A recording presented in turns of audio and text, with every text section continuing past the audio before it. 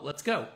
So this is the expose of the so-called independent review group that was appointed by the Secretary General of the United Nations to investigate UNRWA's terror ties. Okay, so as you know, in the end of January, approximately January 25th, it was revealed that a dozen UNRWA employees took part in the atrocities of October 7th, the massacre, mutilation, rape, torture of thousands of Israelis. And at least 12 UNRWA staff were revealed to have taken part in the atrocities. But more than that, our organization, UN Watch, had revealed a couple of weeks before that 3,000 UNRWA teachers belonged to a Telegram chat group that celebrated the atrocities of October 7th. And when that happened, when our report came out, UNRWA came under pressure and already began talking about creating some kind of a review into how they handle allegations of what they call neutrality violations. So we have a new report. If you go now on unwatch.org, you can see the report, unwatch.org, our report, which exposes how the independent review that was created. It was created on, I'll tell you the exact date. It was created on February 5th. The Secretary General said he's announced the appointment of an independent review group with the stated purpose of assessing whether UNRWA is doing everything within its power to ensure neutrality and to respond to allegations of serious breaches when they are made. So this independent review group was created. The Secretary General did so, he said, in consultation with UNRWA, and they named the French foreign minister, who had just recently retired, Catherine Colonna, and 3 Scandinavian research institutes to help her to review how UNRWA deals with allegations of neutrality violations, meaning perpetrating terrorism, promoting terrorism, encouraging terrorism, whatever is encompassed under the terms of neutrality violations. Now, our organization has something to say about this because for 10 years, we've been submitting to the United Nations, to UNRWA, warnings of how they are, how their UNRWA staff are routinely inciting to terrorism and endorsing Adolf Hitler, glorifying terrorist attacks, endorsing Hamas and Islamic Jihad. For 10 years, we sent warnings to them. So when UNRWA is creating this independent inquiry, the UN in consultation with UNRWA, creating an independent inquiry into neutrality violations, they're really looking into the stuff that we have been submitting, the material, the warnings that we have been submitting for 10 years. In particular, our Terrorgram report. If you go on our website, unwatch.org, you will see the section on UNRWA, and you'll see the Terrorgram report. That's the Telegram chat group of 3,000 UNRWA teachers who celebrated the atrocities of October 7th. So this review group is really in response to the allegations that we and a few other groups like Impact SE has made over the years. So we know something about this issue. Now, they created an independent review group, and it's going to give its report in 5 days. Saturday, April 20th, is the date that the independent review group will submit its report. Now, why does it matter? Because numerous countries who have defunded UNRWA, right, in response to the revelations in the end of January, about more than 15 countries announced that they were freezing funding to UNRWA. A number of them have since reinstated funding, but several have not yet done so. Switzerland, a very important country because it is the guardian of the Geneva Conventions, because the head of UNRWA, Philippe Lazzarini, is Swiss. So if UNRWA defunds, it'll be a great embarrassment for the head of UNRWA. They have not yet decided. I'm actually scheduled to speak in the Swiss Parliament in 2 weeks from today, on this issue before they decide. But the Swiss Parliament said they're going to look into the report by Catherine Colonna, the independent review group. Germany, which reinstated funding to parts of UNRWA, but not UNRWA in Gaza, Germany is looking to this independent review. The Netherlands is looking to this independent review, and several other countries, the UK, several other countries that have not yet reinstated funding are looking to this report, the Colonna report that is due out on Saturday.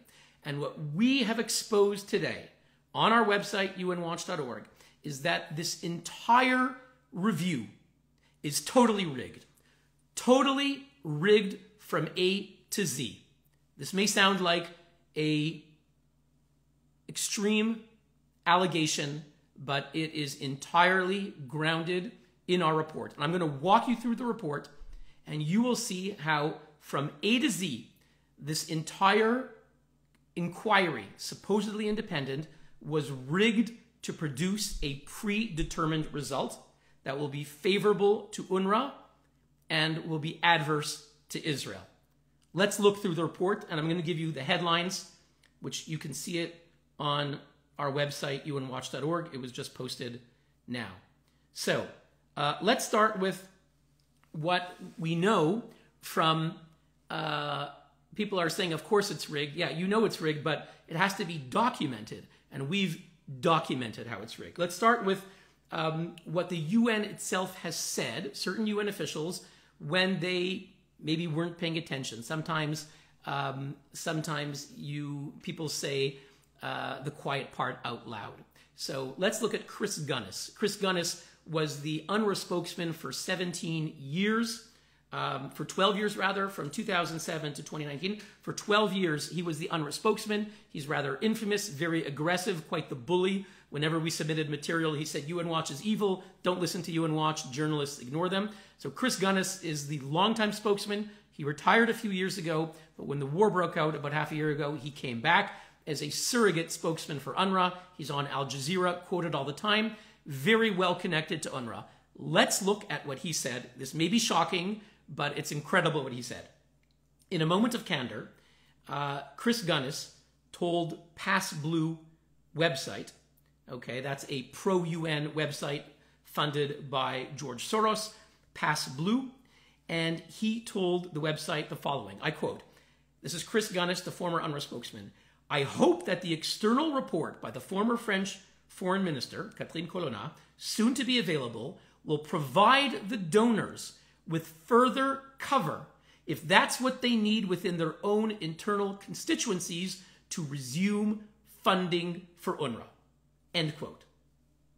Let's listen again to what we just heard. In other words, the review, according to Chris Gunness, the most senior UNRWA official, he's right now retired but came back in a surrogate capacity. No one knows more about UNRWA's thinking than he does.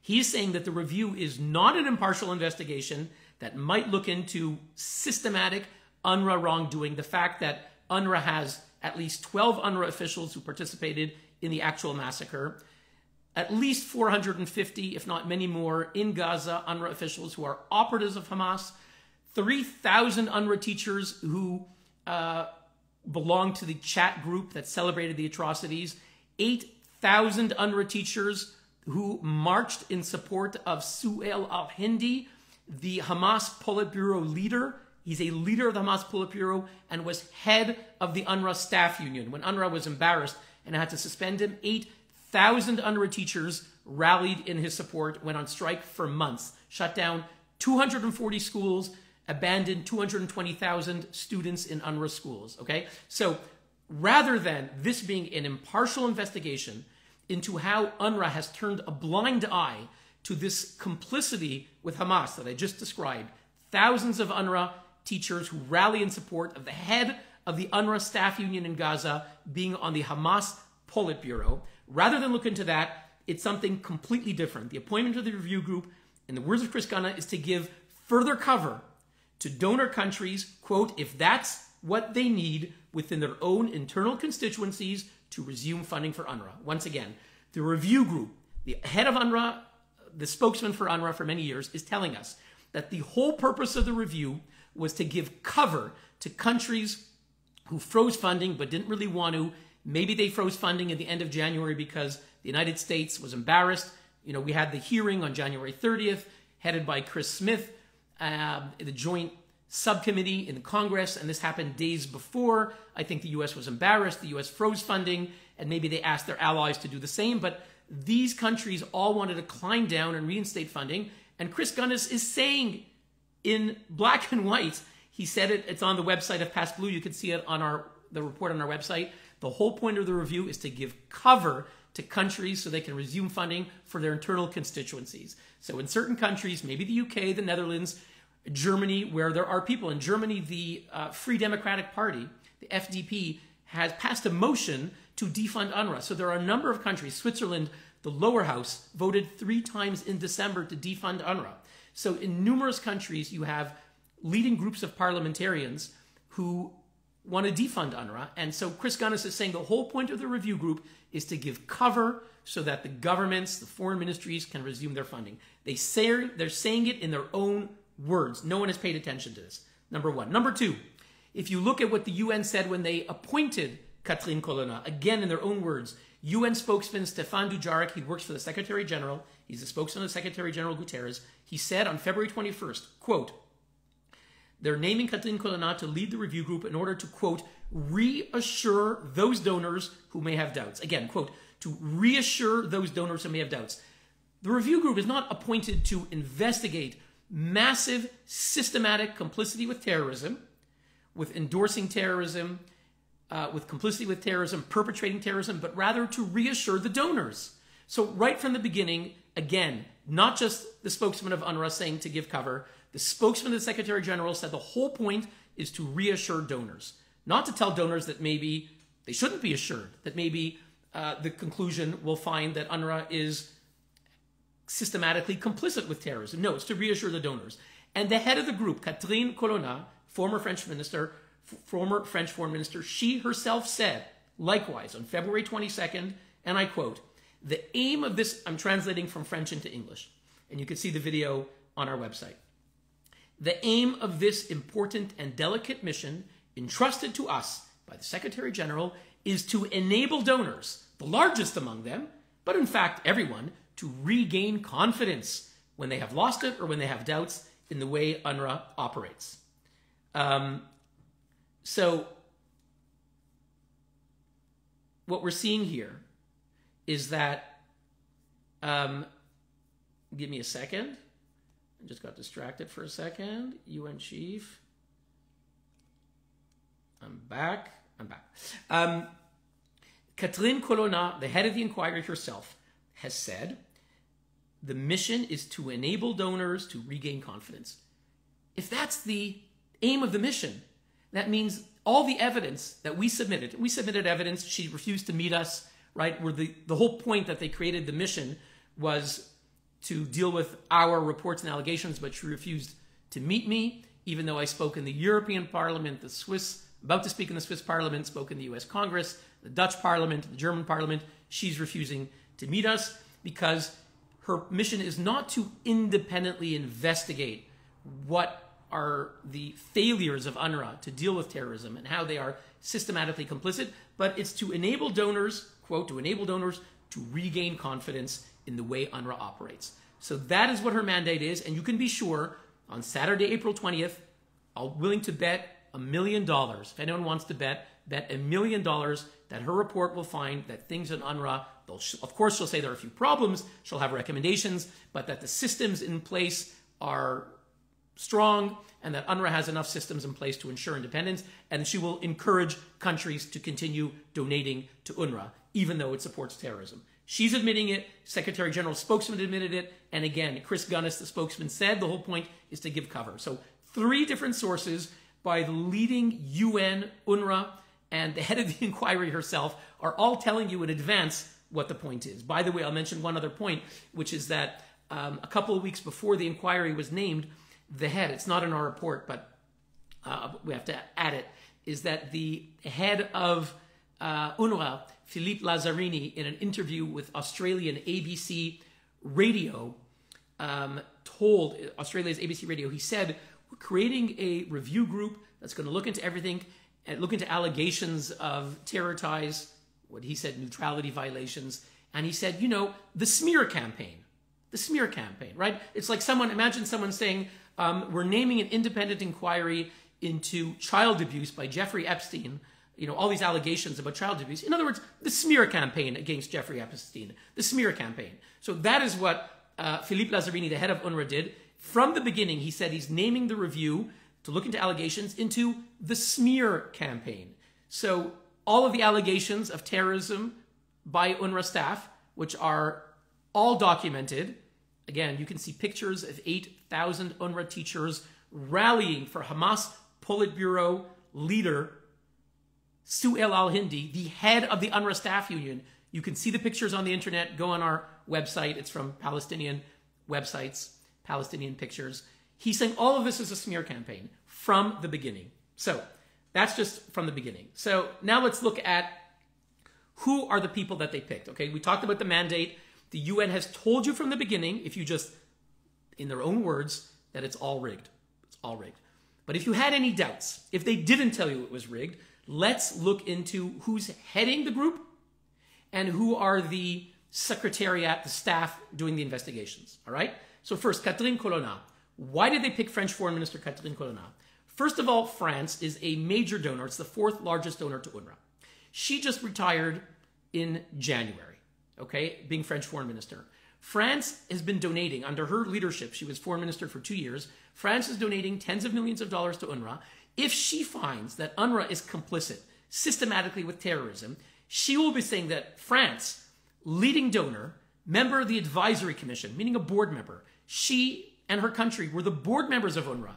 If she finds that UNRWA was complicit with terrorism, she will be finding that she herself and her government are guilty of allowing the organization they're funding and overseeing to be complicit with terrorism. So there is a direct conflict of interest to appointing someone. They could have picked thousands of prominent individuals who had no direct connection to UNRWA. They deliberately chose someone who's a leading donor and board member to the organization. Again, it's like if you have an organization that's being investigated for corruption and you appoint someone who just retired 2 months ago as a board member of the organization, who was a leading shareholder of the organization and a board member for decades. That would be an absurd conflict of interest. That's what they did when they chose Catherine Colonna. Moreover, on January 13th, Catherine Colonna, shortly after she retired, UNRWA praised her, said, you've done amazing work supporting us. And she wrote back on Twitter, and she said, and I get you the exact quote, she said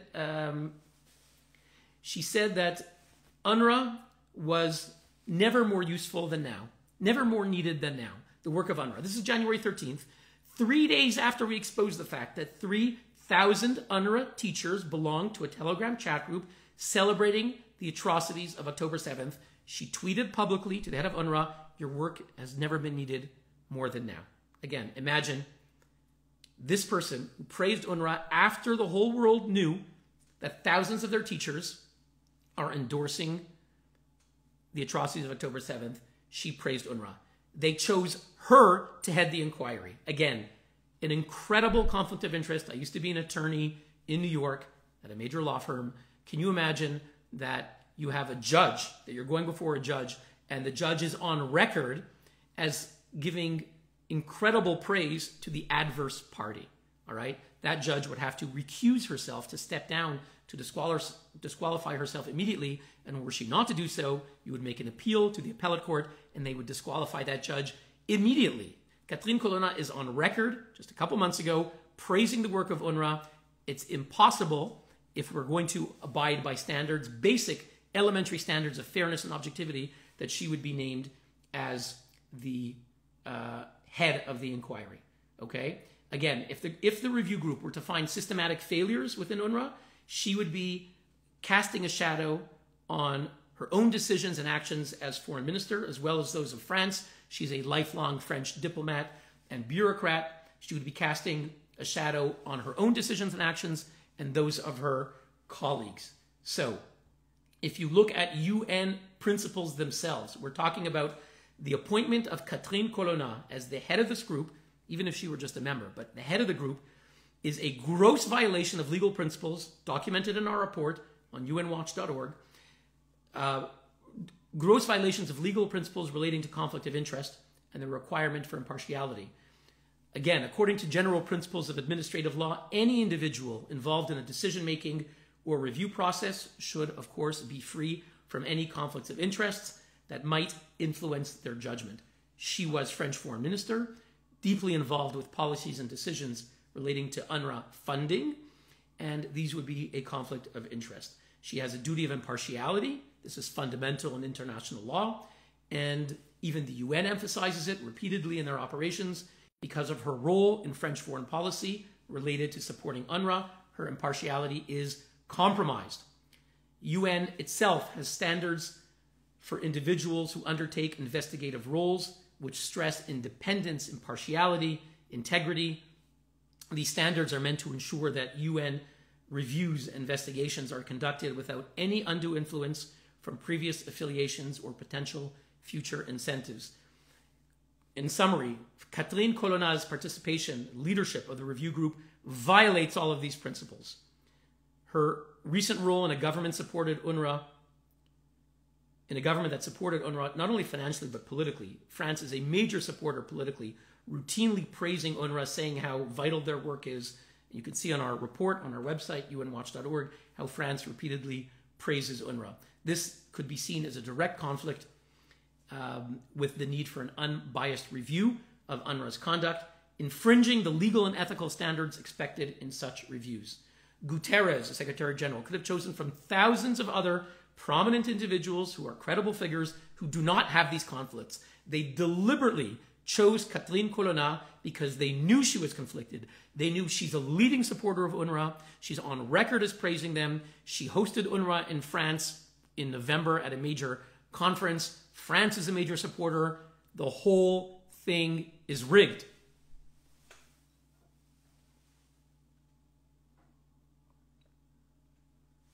But it's not just the leadership. It's not just the leadership. With her are 3 Scandinavian groups. It sounds great. Scandinavian groups, right? Scandinavia. What could be more neutral than groups from Sweden and Norway and Denmark? Good golly, Scandinavia is almost the epitome of neutrality, we're supposed to think. Well, let's take a look. Who are the 3 groups carrying out the so-called independent review?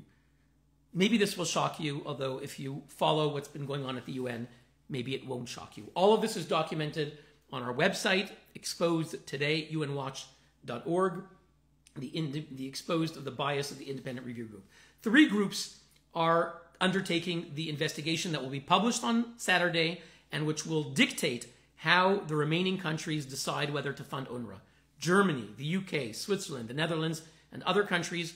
Even America, which has decided to defund, has said that they're looking to what happens with these investigations. They're taking them seriously. 3 groups. There's the Christian Michelsen Institute from Denmark, I believe. There is the Raoul Wallenberg Institute in Sweden.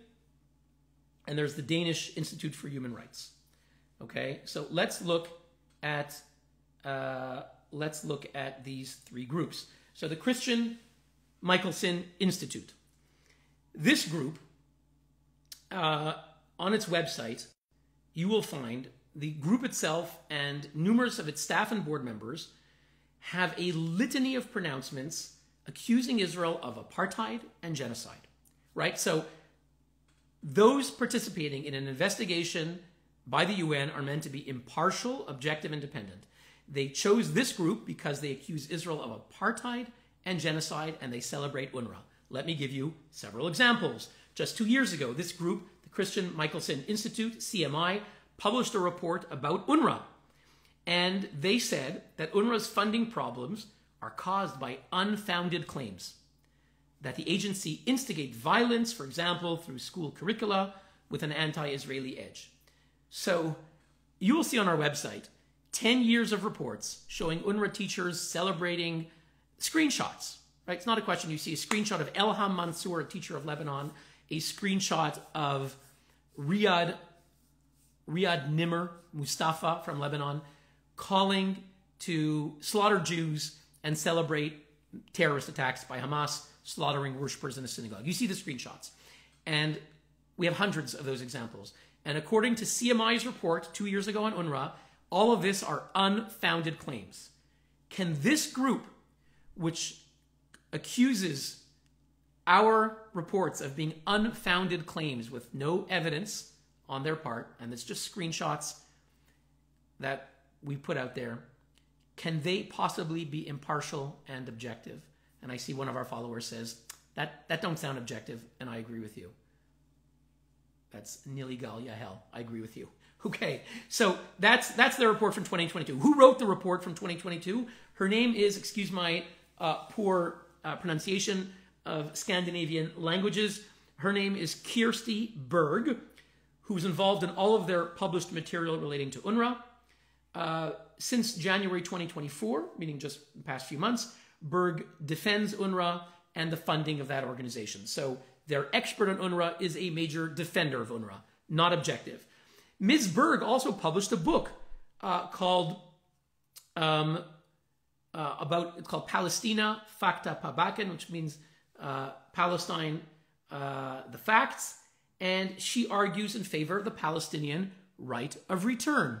Okay, the notion, having no basis in international law, that millions of Palestinians can enter sovereign Israel, Palestinians who want to destroy Israel, like those who invaded on October 7th, that they have a right to enter and dismantle Israel. She wrote a whole book endorsing that notion.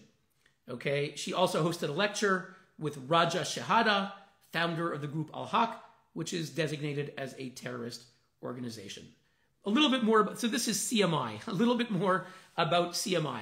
In January 2024, their blog called Anthropologist had a blog post called Speaking Out Against Genocide, and it issued a call for papers that spoke of Israel's ongoing destruction of Gaza and ethnic cleansing of Palestinians. CMI made no mention of Hamas atrocities, of Israeli hostages in Gaza. They didn't mention a word about Hamas at all. CMI, Christian Michelson Institute, one of the three groups supposedly doing impartial investigations. I'll give you just a few more examples. The rest are on our website, and there's numerous examples. The research director of CMI, Torun Wimpelman, posted recently in support of South Africa's frivolous legal action in the ICJ that accused Israel of genocide. So the CMI research director, Torun Wimpelman, is endorsing the accusation that Israel commits genocide. Now let's look at the editor of the CMI blog, Antonio Delori, a research professor at CMI. On March 7th, just a month ago, he tweeted, quote, President Biden, why do you support genocide in Gaza? This is a research professor at CMI, presumably involved in some element of this inquiry. This employee also endorsed similar claims by the condemned anti-Semite Francesca Albanese. And if you look at his Twitter feed, this is Antonio Delori, he's never even once mentioned Hamas.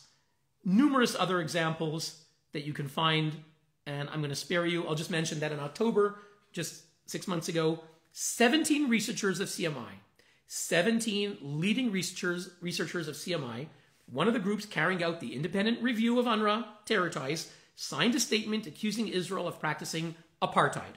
Once again, one of the three groups carrying out the independent investigation into UNRWA terror ties, 17 researchers accused Israel of apartheid just 6 months ago after the atrocities of Hamas. They accused Israel of maintaining an apartheid state, long-standing occupation, and you could read all of their names. It's on our website. Numerous other examples. CMI board member Andrew Norton posted an article accusing Israel of apartheid. Another CMI research director, Sarah Tobin, was a former instructor for UNRWA.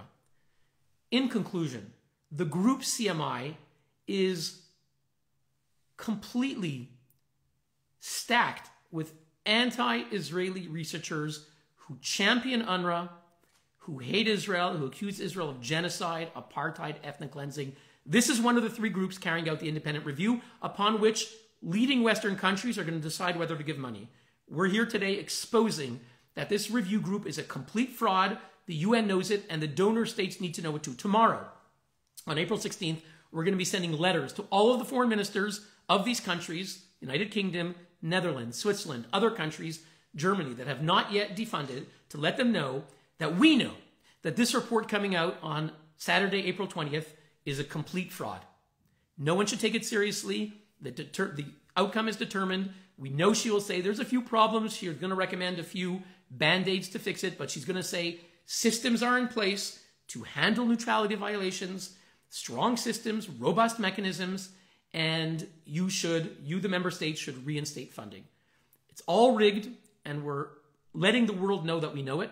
We're letting the foreign ministries know that we know it. Let me just go through the two other groups briefly that are part of this group. Again, Catherine Colonna, the former French foreign minister, we already talked about the fact that those creating her mandate said it's only to give cover to the donor countries.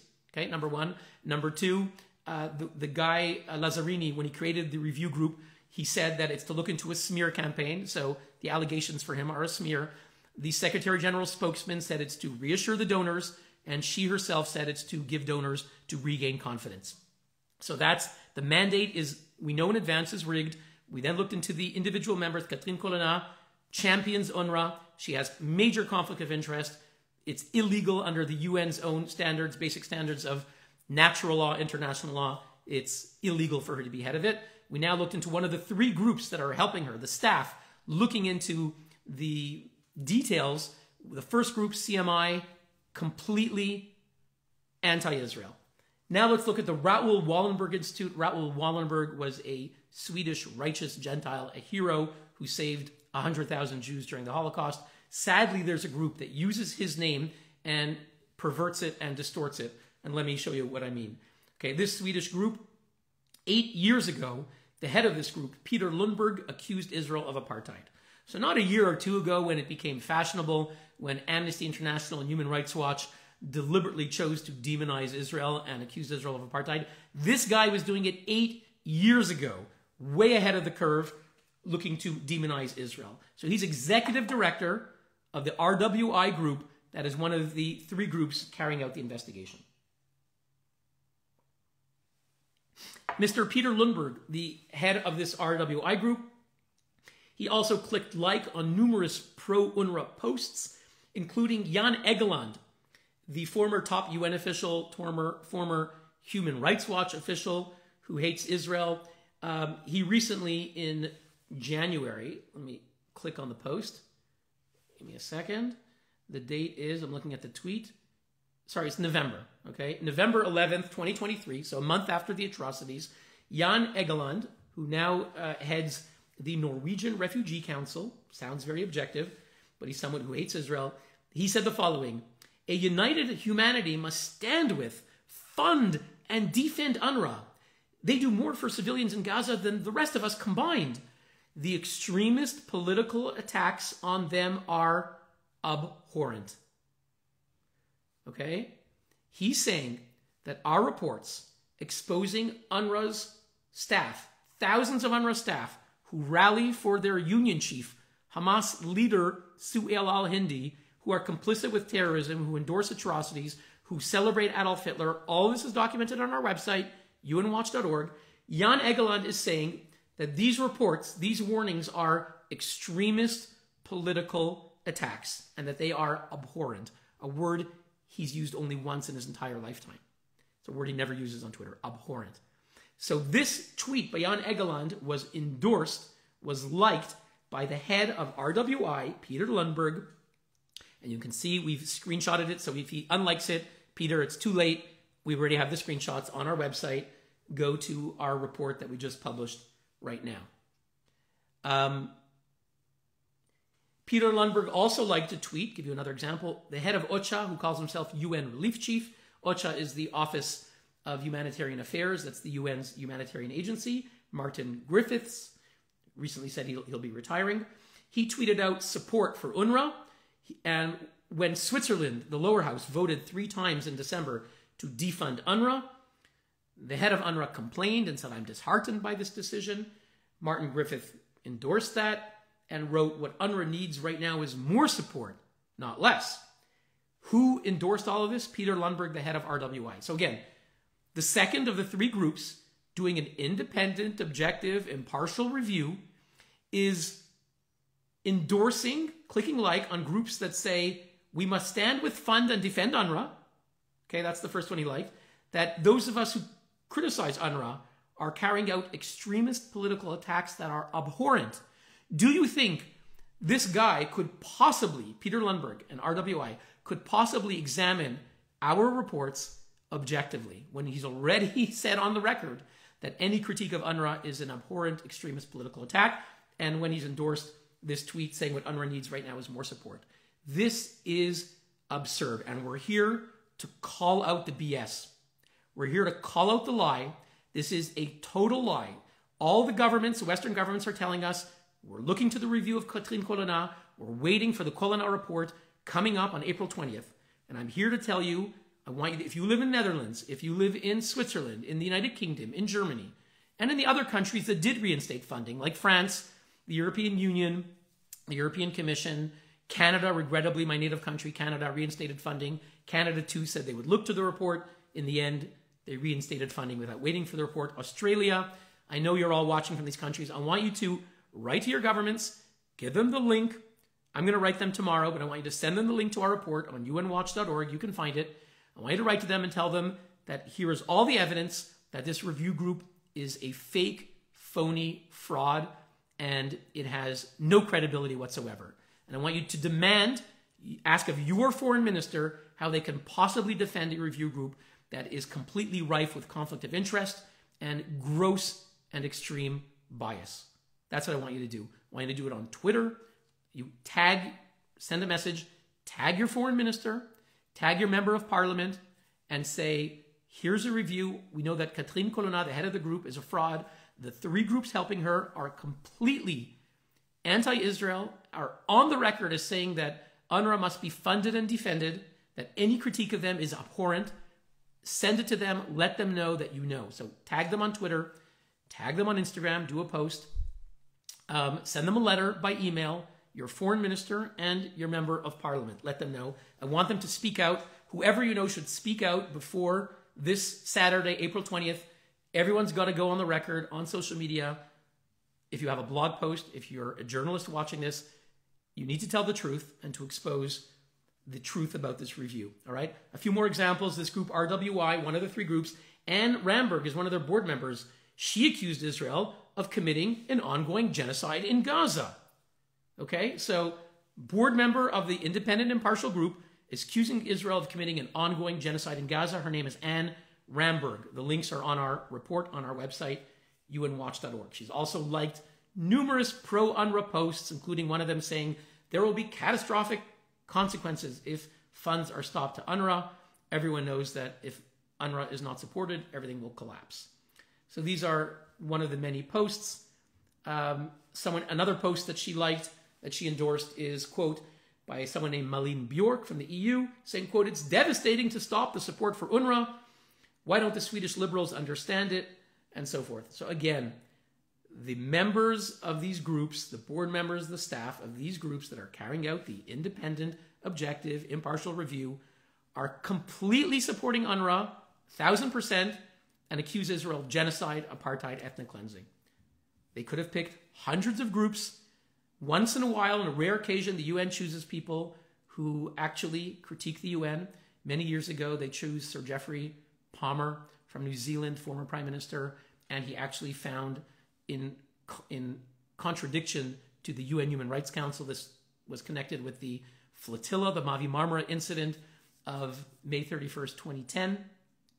And the former Prime Minister of New Zealand found that Israel's blockade of Gaza was legal. Israel was able to intercept ships legally that were trying to break the blockade. And that was in complete contradiction to what the Human Rights Council was saying. So there are rare occasions when the UN will choose someone who's actually independent. Years ago, they chose someone named Volker, who did a report about oil for food and found that Kofi Annan's son was corrupt. Basically, Kofi Annan was probably getting bribes from Iraq in connection with the oil for food scandal. There was a UN-appointed independent report that actually found against a UN official. So when they want to, on rare occasions, they can pick people who will publish an independent report. There are thousands of people they could have picked. They picked Catherine Colonna because they knew exactly what she's going to say, and they picked the three groups. We talked about Christian Michelsen Institute, CMI. We talked about RWI, and now the final group I'm going to talk about is the Danish Institute for Human Rights. Sounds great, right? The Danish Institute for Human Rights. The Danish Institute for Human Rights sounds great. What could be a more objective, impartial group to investigate UNRWA? Well, if you look at them, it turns out they have a sharp anti-Israel and pro-UNRWA bias, as evidenced by public statements, pronouncements of its board members and senior staff, and its leading and only Palestinian partner organization. Let's take a look. Well, this group, DIHR, the Danish Institute, applauded South Africa's frivolous case accusing Israel of genocide. They endorsed it.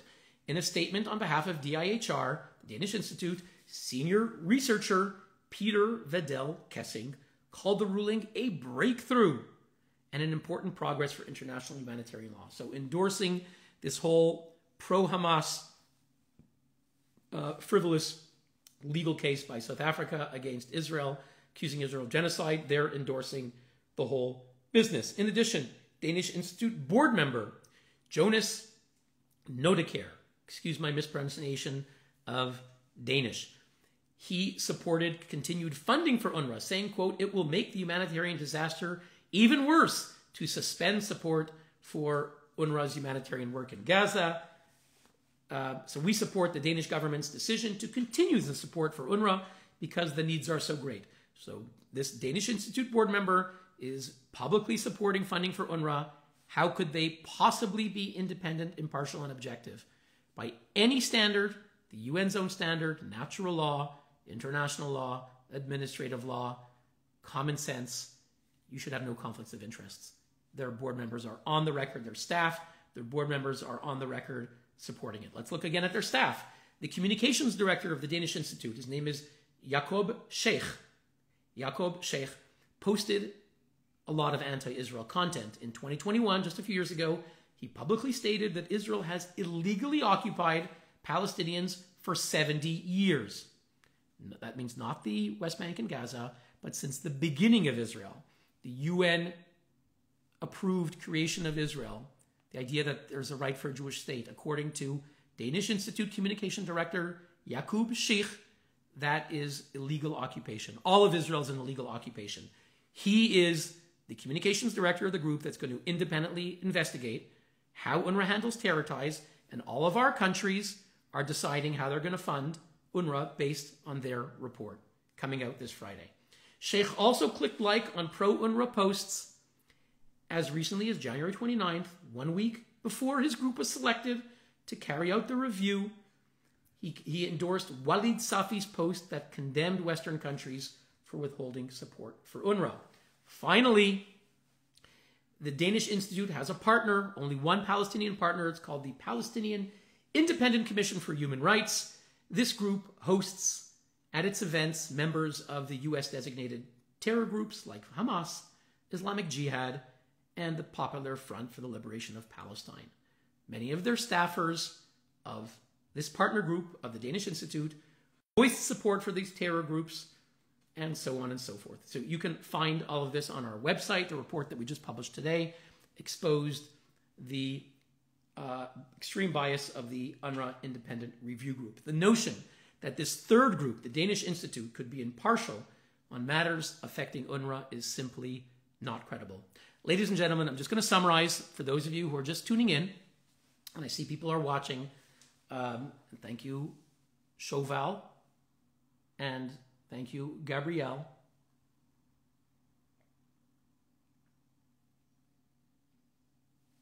Thank you, Ben Hamou, for starting to follow me. We love the Moroccans.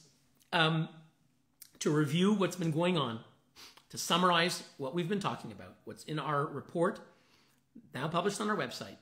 This Saturday, April 20th, the world is going to read a headline that the Independent Review Group, headed by the former French Foreign Minister Catherine Colonna, staffed by 3 Scandinavian research institutes, CMI, Raoul Wallenberg Institute, and the Danish Institute for Human Rights, that these groups have determined that, I'm telling you now what the conclusion will be, that they are systems and mechanisms to address neutrality violations. That means evidence of complicity with terrorism, endorsing terrorism, that their systems and mechanisms are robust and strong and they can handle these things. They're going to say it needs a few improvements. Here's how to make it better. And therefore, countries should reinstate funding to UNRWA.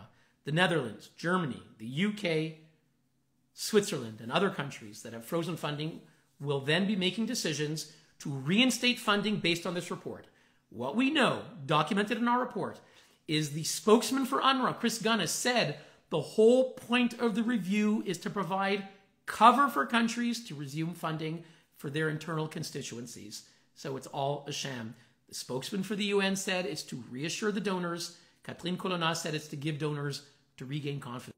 It's not to independently look into systematic wrongdoing, complicity with terrorism, but just a gimmick to give donor states cover to climb down. And what all of you guys need to do, again, what I asked before, everyone who cares, you need to write to your foreign minister, including in America, even though America passed a law defunding for the next year, still the United States State Department too often is praising UNRWA and has said they're going to look into 2 investigations. I didn't talk about the OIOS. That's a separate inquiry that also is deeply flawed. We're not talking about that today. Our report is in the independent review group, and it's been praised by all Western countries. So what I'm asking all of you to do, based on the evidence, we know that the mandate from the beginning is to give cover to countries. It's predetermined.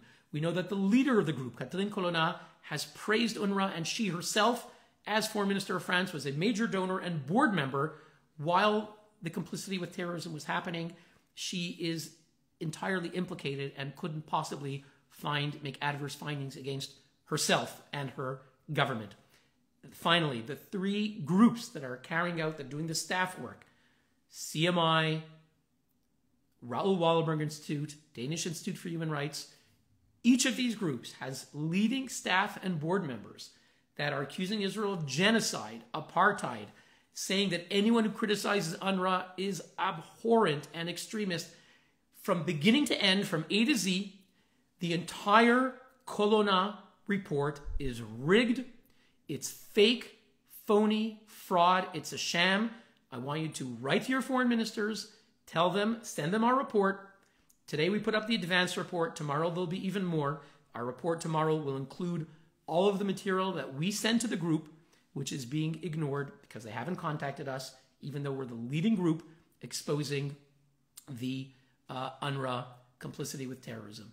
So I'm going to wrap it up here. I thank all of you for paying attention. For those of you who want to see the report, once again, go to unwatch.org.